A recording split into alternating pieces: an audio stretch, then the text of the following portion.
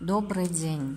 Если вас беспокоит зуд во влагалище, если обильные нехорошие с запахом выделения, если вам поставил ваш врач диагноз кальпит или воспаление, может быть даже и миома, вы можете подлечиться мазью Супер Нова Крем.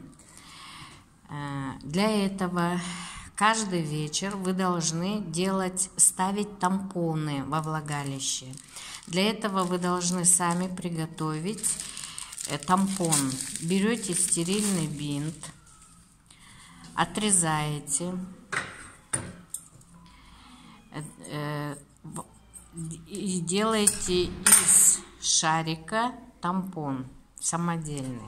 Аптечный тампон не пойдет, потому что он сам в себя впитывает мазь, крем. Сделав тампон,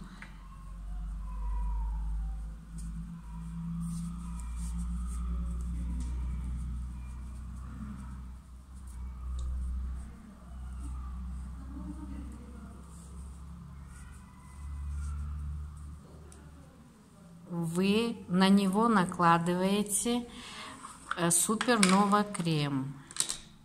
Накладываете и стерильными руками вводите глубоко во влагалище. Это делается на ночь. Утром убирается. Эта процедура делается от 7 до 10 дней. И вы полностью избавитесь от всех своих неприятных ощущений. Желаю всем крепкого здоровья.